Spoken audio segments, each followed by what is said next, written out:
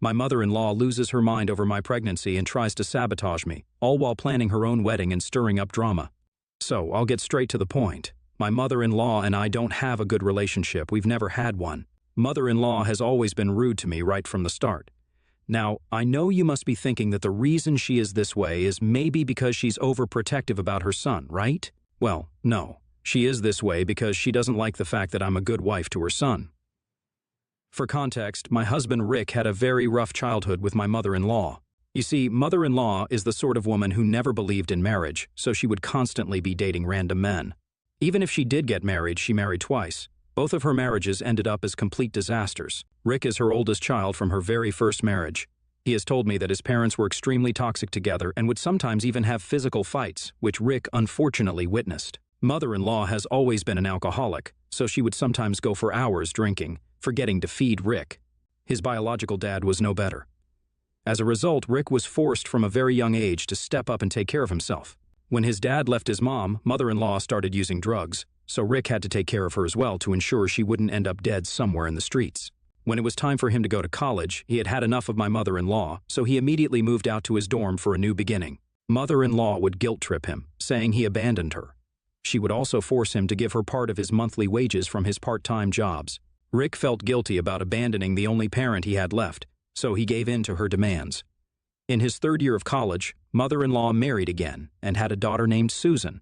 Rick knew the kind of mother she was, so he was always gentle and kind to his stepsister. It's impressive how close Rick and Susan are, even today. Once mother-in-law married again, she stopped asking Rick for everything, since she then had a husband to fulfill her needs and got busy raising Susan. When Rick joined his first job at our company, he met me. I'm a year older than him and his senior at work. I have to say that from our very first meeting, I noticed how attractive he was, but being a working professional, I never thought about crossing the line. It was only 8 months later when Rick finally confessed that he had always had a crush on me that we decided to go out on our first date. Once we knew that this was what we wanted and were serious about each other, we disclosed our relationship to HR. Fortunately, our company doesn't have any strict policies against co-workers dating, as long as it is reported beforehand. Rick has always told me that my coming into his life has changed him for the better. I don't know how true that is, but I have to say that after I came into his life, I started noticing how much control his mother had over his life. She would waste no opportunity to gaslight him and try to paint herself as this innocent victim every time she and Rick had a disagreement. She would put him down by remarking that he was exactly like his father. This would hurt Rick since his dad had abandoned them, and it was very painful for him to relive it. When I came into his life, I encouraged him to have a healthy space from her so she wouldn't be able to affect him so much. Since we've been in a relationship, I've noticed a positive change in Rick. He has stronger boundaries with my mother-in-law now. Rick is the sort of man who loves bragging about his partner, me, even though I sometimes might get embarrassed. He is very open when it comes to complimenting me. It's one of his best qualities, which I absolutely adore. Whenever Rick and my mother-in-law talked, he would tell her how much he loves being with me and how well I take care of him. I guess this is how mother-in-law first started resenting me.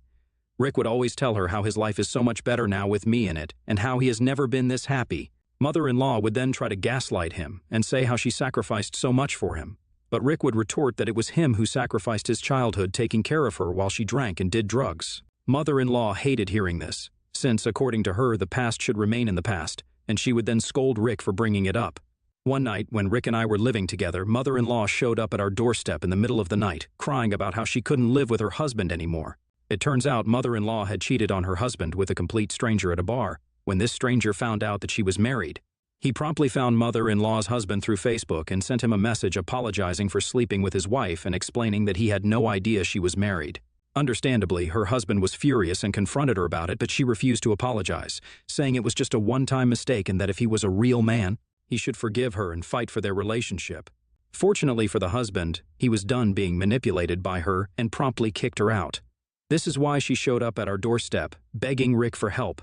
Rick told her that this was all her fault and that she needed to apologize to her husband immediately. But mother-in-law kept refusing, saying she didn't need a guy like him and that she had Rick to take care of her. I rolled my eyes hearing this, since this was always her excuse. She would mess up and expect her son to take care of it.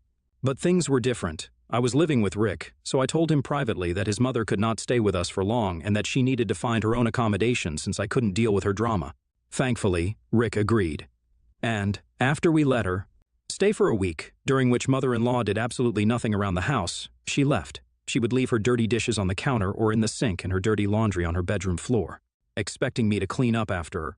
She would demand that I cook her favorite meals, and on days when I was too tired to cook, she would taunt me about how bad of a partner I was for ordering takeout and claim that her son deserved much better than this. I kept quiet since this was her first time staying with us, and I was trying my best to be mature. I once also discovered that she had been smoking in our kitchen as she left her cigarette butt on the floor for me to clean up. Living with her was a nightmare, and as soon as the week passed, I talked with Rick about asking her to leave. He sat her down and calmly tried to talk to her about it. But hearing this, mother-in-law erupted in anger. She started saying how he was being insensitive and that, as his mother, he should take care of her as long as she needed without question. She continued to say that she had every right to stay at our place and that he was being disrespectful by asking her to leave. I scoffed when hearing her words and told her that she was wrong. This was our place, which both Rick and I were paying for, so she had absolutely no rights to anything here without my permission. I continued telling her how we had been more than welcoming to her for a week, but she had done nothing to make it easier on us, and now it was time for her to give us our own space. Rick agreed with my words and added that she should probably try to apologize to her husband, or maybe go live with her sister. This is when mother-in-law erupted in anger again, screaming at Rick, asking how dare I talk to her this way and saying that this was not my business, so I should just keep my mouth shut. Now, I'm not a woman who takes crap from anyone, so I calmly told her that her time of trying to control and manipulate everyone was done, and we didn't appreciate her trying to bring her drama into our place. I told her she needed to leave immediately. Her eyes widened in shock upon hearing this, but Rick interjected, saying that she should never speak to me this way again. He reminded her that I was his equal partner, and that he didn't appreciate anyone talking to me like that, especially after I had taken care of her this whole week. He told her how lucky he was to have me in his life, and that I had taken care of him more than she ever had in her entire life. Mother-in-law did not like hearing this, and started yelling back, saying how she had done her best for him, and that he should be grateful to her for the life he had now and allow her to live with us. But Rick was in no mood to listen further. Ultimately, she had to pack up and leave. The very next day, we found out that she went to live with Susan. This incident just made our relationship with her even worse, but I have never regretted standing up to her. Anyway, I guess this is why she has always been competitive with me and continues to resent me. When Rick and I got married, she warned him, saying that he would regret getting married to a woman like me and that he needed to marry a more homely wife who could take care of his house. I laughed hearing this irony coming from her, especially since she was far from being a homely wife herself. She didn't attend our wedding in protest, but honestly, no one cared. We all had the best time of our lives. Now, coming on to the incident at hand, I'm 3 months pregnant. Rick and I had not informed anyone about this because I have had a miscarriage before. This second pregnancy has taken a long time, so we were extra careful and didn't want to inform people beforehand. Now that we are out of the danger zone, we felt it was appropriate for us to inform our loved ones. We wanted to surprise everyone, so we called everyone for an intimate gathering at our place. Rick wanted his mother to be present, and I agreed, since regardless of our relationship, I wanted our child to be loved by everyone. When people started arriving, they would notice my belly and take a moment to process before exclaiming in happiness. Everyone was so happy for us and was excitedly asking if we had come up with baby names. When the doorbell rang, mother-in-law arrived. I was shocked to see her walking inside arm in arm with a new man. I looked at Rick, and he looked equally shocked. She then introduced him to everyone, saying this was her fiancé and that she was getting married in a few months. My mouth dropped open. I couldn't believe how unbelievably entitled she was to not even inform us about her new partner yet show up at our place to make the announcement. Irritated, I looked at Rick and he was pissed as well. But we didn't want to ruin the moment, so we politely congratulated her. As I walked up to shake her hand and introduced myself to her new fiancé, mother-in-law suddenly spotted my belly. I watched her smile falter as she looked from me to Rick. Angrily, she then asked loudly if I was pregnant, and I nodded. Everyone around us started exclaiming how wonderful the news was. I glanced at mother-in-law, and she was red in the face. She looked at Rick and asked him why he hadn't informed her before. Rick joked, saying that she hadn't informed us about her fiancé either. Mother-in-law then started to say how, as his mother, she needed to be the first one to know about her future grandson. I interjected and calmly explained to her that we didn't want to jump the gun and spread the news until we were sure we were out of any potential risks. I reminded her how our last miscarriage had taught us to be careful, and that we had called everyone today to our place to celebrate this news together. But mother-in-law was not satisfied with the response. She told me that she was getting married in 6 months, which would also be when I would be giving birth. I told her that she Should be happy to have a grandchild in the same month as her wedding. But mother-in-law looked pissed. She retorted that she was still too young to be a grandmother and that she would have appreciated us giving her a heads up since now she would have to speed up her wedding process. She didn't want anyone to call her a granny on her wedding day. Her reasoning sounded absurd, and I couldn't help but roll my eyes at her misplaced priorities. I calmly reminded her that the focus should be on celebrating the new additions to our lives, both the upcoming wedding and the impending arrival of our child, rather than worrying about what people might say. But mother-in-law, like a child, decided to blatantly ignore me as if I didn't exist and walked away to talk to other guests. I shook my head since I knew her quite well by now, and her immaturity was not astonishing to me anymore. Rick and I decided to let it go and got busy with our friends. When Susan arrived, she greeted us warmly and congratulated us on our pregnancy. Rick asked her if she knew their mother was engaged again, but she looked just as surprised as us and told him that their mother hadn't told her anything about a new man. She joked that they shouldn't be surprised by her since, clearly, mother-in-law changes her man like the weather.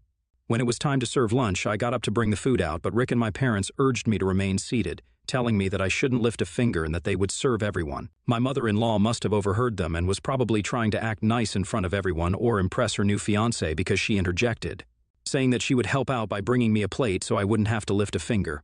I smiled politely, not knowing how to react, since just a minute ago she was blatantly ignoring me, and now she wanted to bring me my food. She had never been nice to me, so I couldn't imagine why she was suddenly trying to act so nice.